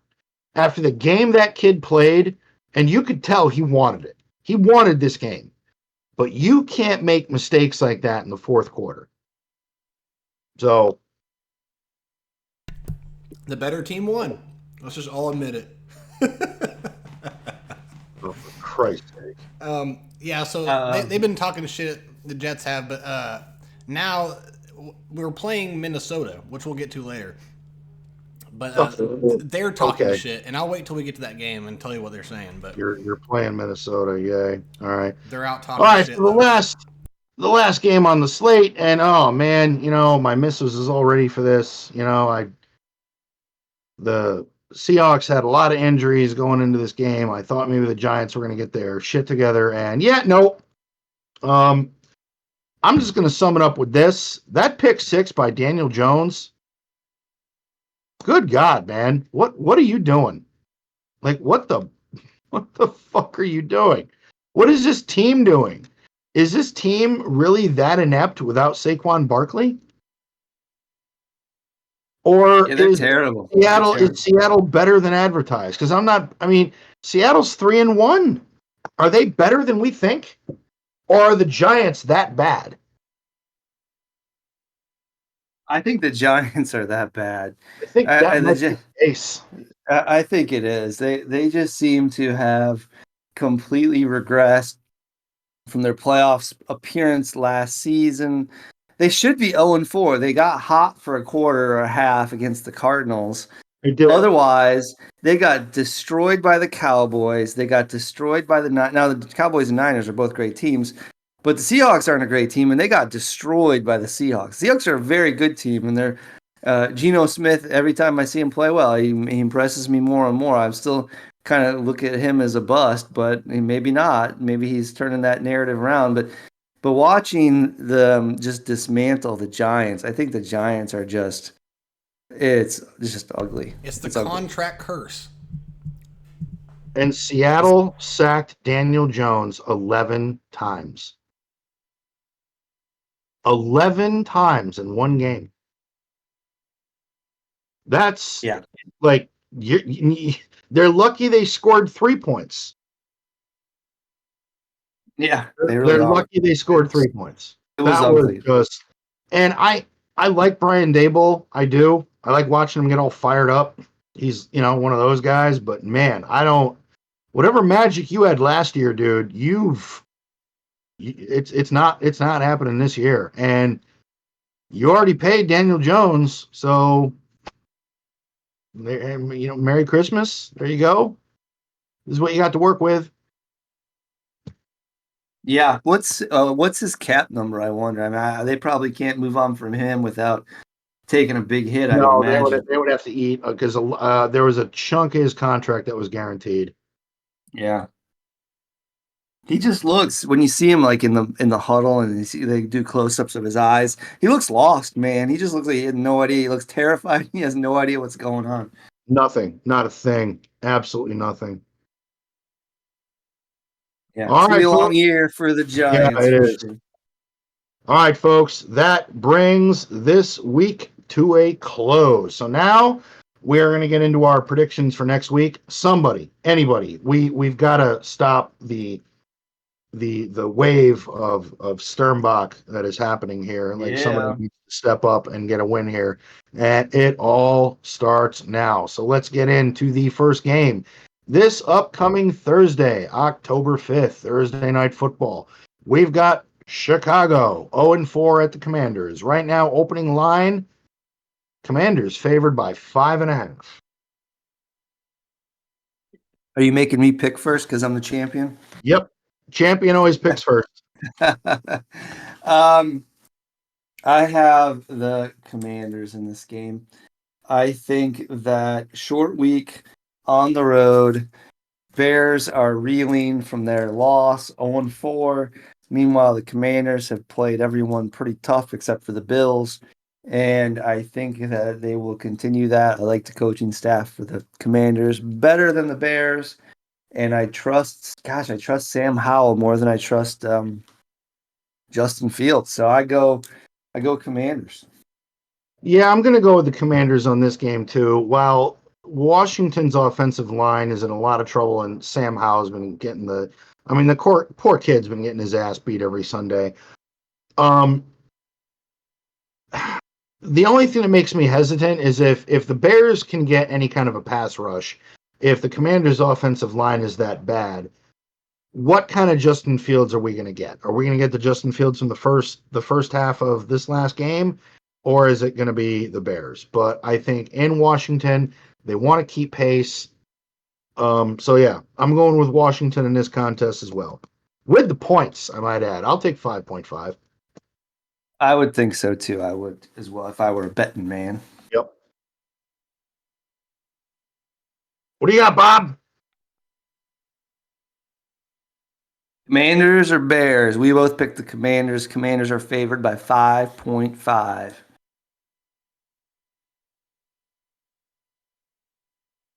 What I can't hear Bones. Can you hear him? No, I can't hear him either. Yo. Sorry, fellas. There he is. Sorry, fellas. I went to the bathroom. I thought you were still talking about the Seahawks game. No, we're on next week. Bears at Washington. 49ers. Bears at Washington. Bears at Washington. Let's go with Washington. They're impressing me lately. Okay. All right. Hello. Back in London. Got the Jacksonville against the Bills. So for this contest, Jacksonville's been there. Going to be acclimated. Probably staying there and practicing there. They got the Bills. And again, Sturm is right. You got a Jekyll and Hyde kind of mentality. Man, Josh Allen is playing good football. I like the Bills in this contest. I mean, I'll pick first. I'm just gonna go with it. I'm saying the Bills. Yeah, I agree. I'm going to take the Bills too. I think that even though Jacksonville has a slight advantage for being there for an extra week and being used to playing, I think that the Bills are just playing too damn well right now. And if we had the Jaguars from last year, especially the end of last year when they were hot, I might pick the Jags, but they're too unpredictable, too spotty. I got to go Bills. What do you got, Bills Bob? Bills favored in this Oh one, yes, Logan. Bills are favored by 5.5, and that Oh, line wow. may go up. It's actually low, Yeah. but they're probably thinking about the travel. But I would take Buffalo on the points. But yeah, Bills are back. I'm going Bills. Next on the slate, we've got Houston at Atlanta, and Houston. Oh my God, Atlanta's favored by 2. Should I go ahead and fire up the the fucking upset button? Well, I have to pick as the reigning champion. I must pick first, so I am going to pick an upset. I'm picking the Texans. C.J. Stroud has been on fire, and the Falcons have been a little hit or miss. And last week was brutal. Coming back from London, I think I'm going Texans. I think they're going to pull off the upset. Yep. Yeah, I'm going with the Texans as well. C.J. Stroud is really seeing the field, throwing the ball. The offensive line, I mean, if the offensive line holds up against Highsmith and T.J. Watt for no sacks, the Falcons aren't going to be able to bring enough pressure. I'm taking the Texans in this. With Stroud playing like he is, he might be a dark horse for a playoff, hitting the playoffs. Anything's possible, especially in that division, AFC South. If the Jacksonville Jaguars struggle, yeah, they might sneak in and win that division. That's true. That's true. What do you got, Bob? Same as both of you guys, all day. I think the Texans got this. God, what I'm sensing a trend here. So now we've got Carolina at Detroit. Sturm, just say it. Lions all day. Yeah. Yep. Same here. That's not even a question. Not only is Detroit going to win that game at home, by the way, the opening line is 9.5. I'll still take Detroit and the points.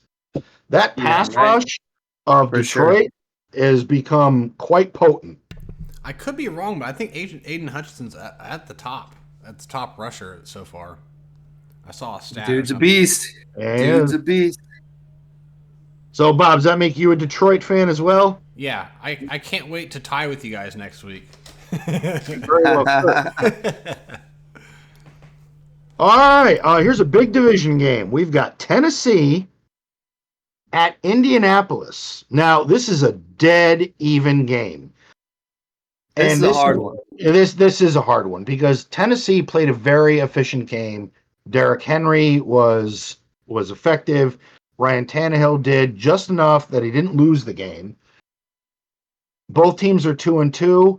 It's Indianapolis. It's in Indianapolis. So, Sturm, thank God. Who do you like? Well,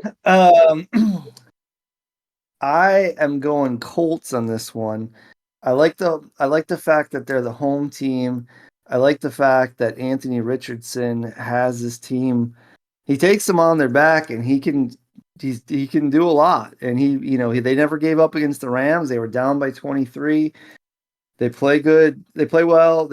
I think Jonathan Taylor might be back for this game. I'm not sure, but I think home team with Anthony Richardson playing, and I think we're due for a Ryan Tannehill meltdown. So I think this will be a Colts victory. Who's the favorite? It's dead even. Yeah, I'm going Indy. It's funny you said it's time for a meltdown because he never has a long streak. He'll do real good and everyone's like, oh, okay, we'll pick him, and then he'll just he fucks up. I agree with that.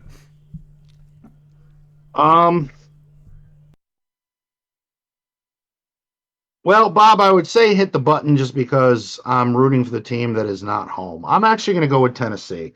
I think I think again, as we're moving on to this into the season, I think we're starting to see teams that are better coached, more seasoned, have more of an identity.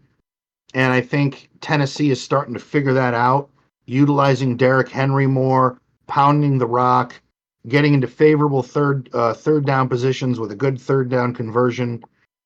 The Colts, Richardson, as great as he just doesn't have the offensive firepower, and the Tennessee defense can be stingy at times. So I'm going to go with Tennessee in this contest. So I agree with you completely. I think that, well, Tennessee aren't any scrubs. They may not be the best or elite, but they're no scrubs. And their best thing about them is their defense. I think that if you stop the Colts quarterback from doing his rushing thing, then you completely negate most of what they're doing anyways. Now, if Richardson goes off and they allow him to run, the Colts win.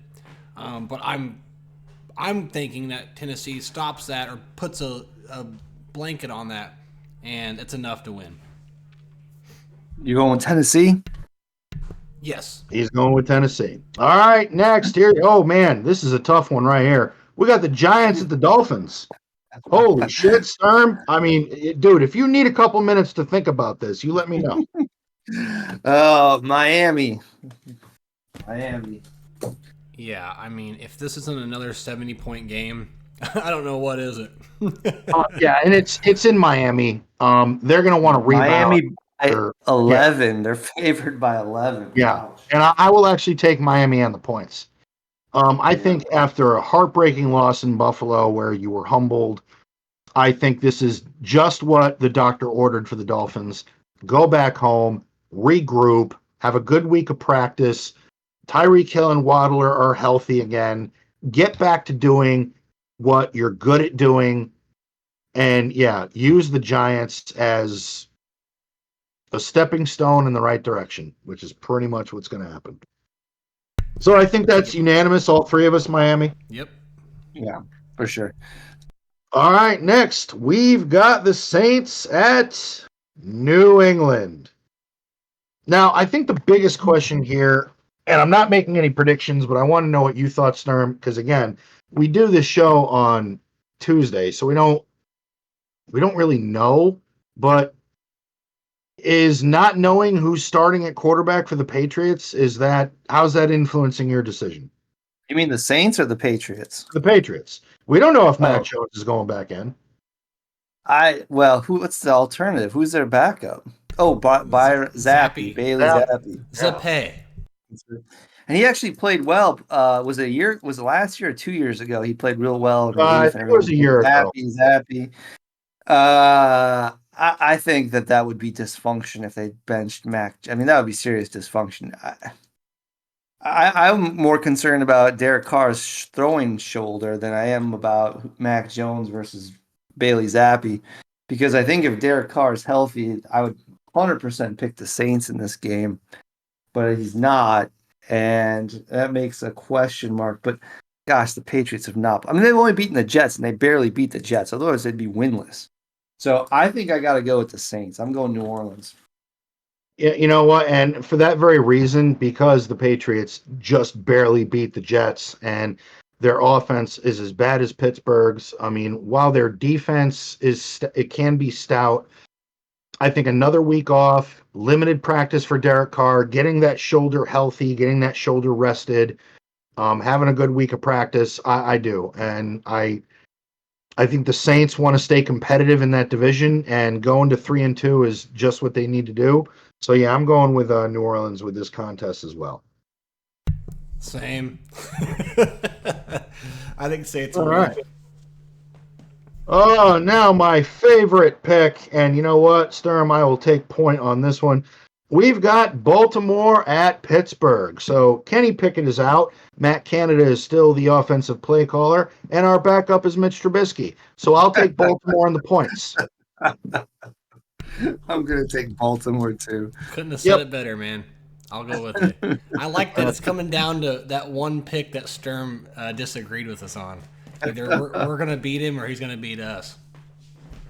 I know, like this is one of those weeks where it's like, wow. Although this next pick, this could be an interesting game.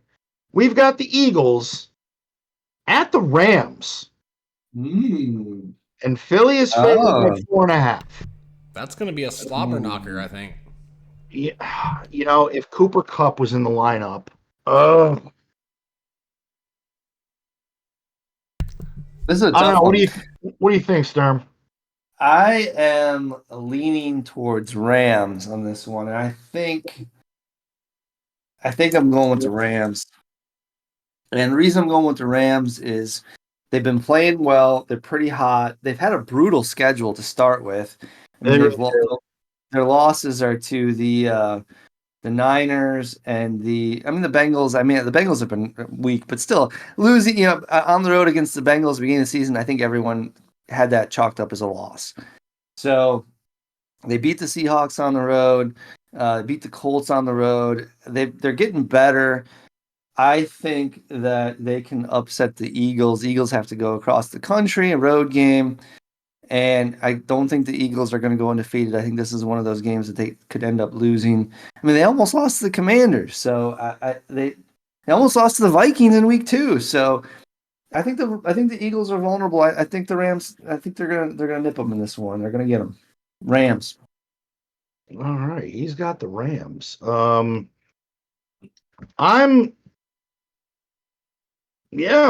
I'm going to disagree, and I'm gonna go with Philly for the simple reason that is when we look at the first 3 weeks of the season, the Eagles are running the ball very effectively, but there was a lot of speculation. What's wrong with Jalen Hurts?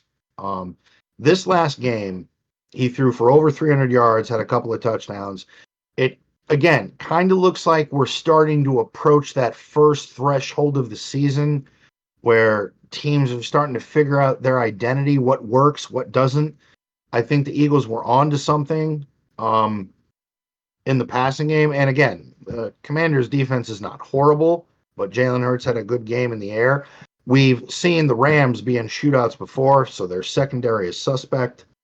And so, yeah, I think the Rams' defensive strategy is going to be stifle what run game they have.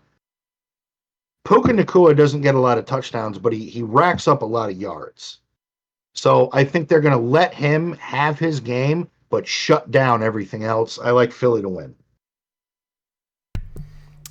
Yeah, this is one of those coin flip kind of things. On paper, you think the Eagles, but something tells me Rams as well. So Sturm put it pretty well. So I'm going to go Rams. All right. All right. Another one I don't know shit. I don't even know. Cincy at Arizona. Good Lord. Yeah, that's a hard one too. It is. Ooh, Cincy's Cincy might so be able to bad pull that right one now. off. At the beginning of the year, you would have picked Cincinnati all day, every day. But now, the way that the Bengals are playing is Joe Burrow's hurt, playing like shit, just got blown out by the Ravens, and the Cardinals are playing hard, man. Not laying down. They're not. Yeah. So gosh, this is a tough one. I know. I kind of want to feel like this is a Cincinnati get right game, but we had that with the Rams, and then they turned around, fucking got their asses kicked. I think that I'm going Arizona. I gotta go Arizona, man. They're playing better. They're just playing better. And right now the Bengals have shown me nothing. They are. And you know what? They're both 1-3. I've got to go with I do. I hear what you're saying about the Cincinnati get right game, but you're right. They had that against the Rams, and then it just went it got flushed right down the toilet the next week. And Cardinals, while they're not winning, they're playing hard. They're not giving up. So yeah, I like Arizona in this contest. Same. I think they're going to want it more than Cincinnati is going to. And Burrow is you might as well put the backup in because I don't think it's going to do much good for you to put him in. All right, Jets at Denver, both 1-3. Denver, I don't understand. It's crazy to me that Denver's favored by 2. Well, it's because you have Zach Wilson at quarterback, and God knows what's going to happen with that team. I mean, clearly the Jets have the far superior defense. They, they fought with the Chiefs. They came as close as you can to winning without actually winning. Think about this: if the Jets had beaten the Chiefs, they would have wins over the Chiefs and the Bills this year. I mean, Yeah. without Aaron Rodgers, what the fuck? So, Broncos finally won a game last week. They may be on the right course. Jets have to travel. Home game for Denver. I hate to say it, I'm going to pick Denver. All right, I'm actually going to pick the Jets. I think there's going to be a lot of film watching in that quarterback's room this week on what Zach Wilson did right and using that as kind of a blueprint on moving forward. Broncos defense is not good. They've given up leads. They've won one game, but other than that, their defense is not very good. I have no faith in Russell Wilson, especially against a Jets defense that lost a heartbreaker to Kansas City and now has something to prove. And yeah, they've beaten the Bills and they were a hair's breadth away from beating the Chiefs. This team still believes it can get something done this season. So I'm going with Jets. Yeah, I agree. I think the Jets are a better team. I do not think you'll see a game like Zach Wilson had against the Chiefs for the rest of the season. I think that was a fluke. I don't think he's getting better. I think he's just a little boy that's scared out in the field. And you're picking the Jets, even though you think Zach Wilson's not going to play nearly as well as he did last week. Yeah, I just wanted to make sure to tell people that. Like, I think that was a fluke because he's never done that before. Yeah.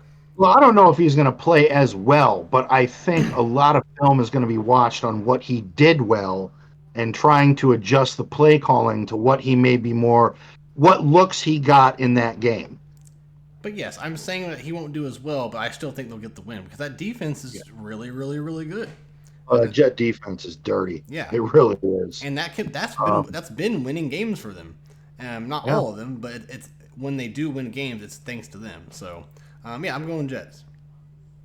All right, here's another one. Oh my God! Again, Sturm, if you need a lot of time to think about it, you let me know. We got the Chiefs at Minnesota. Going with the Chiefs for obvious reasons. Yep.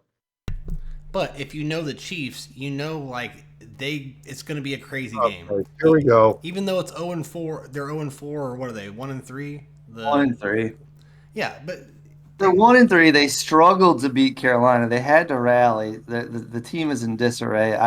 I think the Chiefs win it handily. Even if the Chiefs struggle, they're still going to win. Yeah, I just feel like it's one of those games where Kirk Cousins is going to get hot. It's going to be one of those things where I'm having a heart attack by the fourth quarter. But yeah, I agree. The Chiefs will pull it out somehow. But I think it'll be closer than what people think. Chiefs.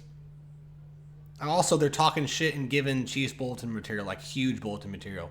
The cornerback came out and said on social media that he's going to use, he's going to smack talk Travis Kelce and use Taylor Swift against him or something like that.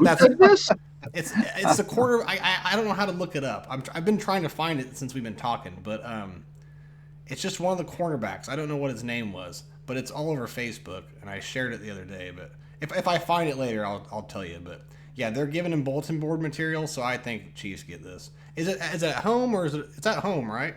No, it's in Minnesota. Okay, I still pick the Chiefs. All right, here we go. Sunday Night Football, and you know what, folks? This is the game of the week. This is the fucking game of the week. Cowboys at 49ers. Probably a preview of the NFC Championship game. Sturm, who do you got?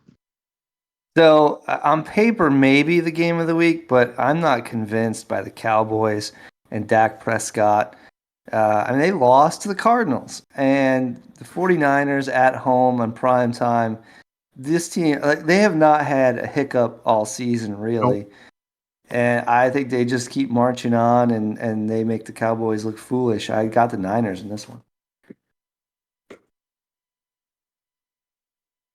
All right, so I think how this game is going to come down to is both defenses are elite. Both defenses are absolutely outstanding. It's going to come down to who is more efficient on offense, and we know the answer to that. That's San Francisco. Brock Purdy is just a better quarterback and has better weapons around him. Dak Prescott has proven time and time and time again, when the game is on the line, he's going to throw an interception. Niners win this game well above the spread of 4. Is that it? All I got to say? Yep. Okay. Yeah, I agree with you. Listen, to all the Dallas fans, this is what they do to you every year. The first 8 games. You ought to be used to it. The first 8 games, they're blowing everybody away. It's their year, and then after the second half of the season, they just start falling apart. 49ers all day. All right, unanimous there. Last game, Monday Night Football. The Cheesehead, the Green Bay Packers up against. So, Sturm, what do we got, man? How do you feel about the Packers coming to Las Vegas? Who do you got for this one? Well, it's actually could be a good game. I think the Packers are favored. You're favored by 2. Yeah, so I don't know. We don't know who's going to play quarterback. We don't know if it's going to be Jimmy G or if it's going to be the rookie Aiden O'Connell. Aiden O'Connell played well enough. I mean, he played well enough. They could have won last week, even though he had the 2 fumbles and the pick. So I suspect that he will play better next week regardless if he does play. If Jimmy G's back, I think that, of course, helps us a lot. I like the Raiders in this one. Big shock, right? Since I picked them every single week. You pick them every week. But as I've told you guys before, but except for the Buffalo game where they got they got their ass kicked in Buffalo, they have been in the games. Like they've had chances to when they beat Denver. Obviously, they had a chance to beat Pittsburgh. They had a chance to beat LA. Sorry. But I don't trust Jordan Love. I don't think he's the answer. And I think that it'll be a close game, but I think that the Raiders at home, Monday Night Football, that building's going to be crazy. I'm going to be there. And I think the Raiders pull it out. Right. That's right. So, you know what? Because you're going to be there, and honestly, I mean, what was Jimmy G out with? A concussion? I'm pretty sure he's probably going to protocols. He should probably be back. Yeah. Yeah. You know what? I haven't seen enough out of Green Bay's offense. I mean, again, Jordan Love, it's hit or miss. At least with Garoppolo, you know what you're going to get. So yeah, I'm going to go with the Raiders. And don't forget, there's a possible Devontae Adams revenge factor here, right? I mean, not that they dissed him, and but he left and they traded him, and he wanted out. But nonetheless, he's going to be motivated, I think, to play well against his former team. Oh yeah, Sturm, this is the game you're going to be at. Yep. Yeah, I'm going to be at this game. I'm stoked. I would normally pick Green Bay, but because you're going to be there, I'll pick the Raiders. That's the only reason. I told you guys, I got my Al Davis costume. I'm dressing like Al. I might be on TV. We'll see. You see some fool dressed as Al Davis with the glasses and the wig and the fancy outfit. You'll be like, there he is. I'm excited for you, brother. Have you ever been to a Raiders game? Yeah, I have. This is my 6th Raiders game I think I've been to. And then in 2 weeks, I'm going to the Bears game in Chicago, Bears, because my wife is a Bears fan. They're playing in Chicago, so we had to go to that one too. So we're going to 2 out of 3 weeks. We're going to Raiders games. There you go. Nothing wrong with that. That's cool, man. I'm excited for you. Sweet. Yeah, no, good shit. You'll definitely have to let us know how that all went. Well, folks, that covers it for week 4. Those are our picks. We will, obviously, we will all be watching big-time football. Sturm will be living it. He will be there. So, hey, guys, thank you for another outstanding week of picks and NFL talk.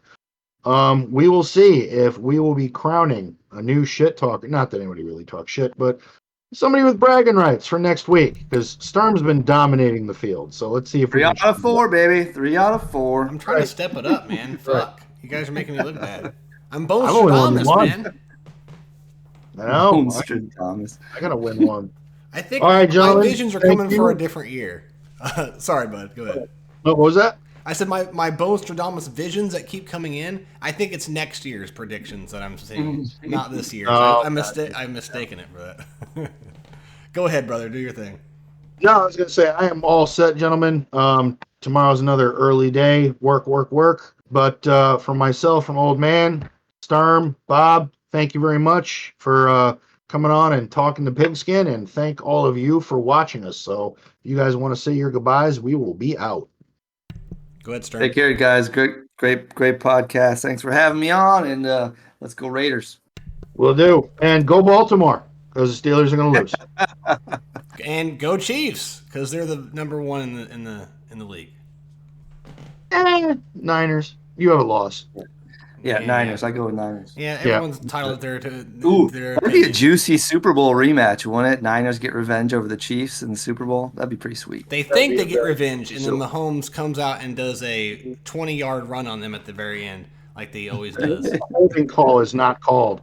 I'll take Okay. it. All right, fellas. I love you guys dearly. Always a good time hanging out with you guys every week. Everyone out there watching, thank you guys for your support.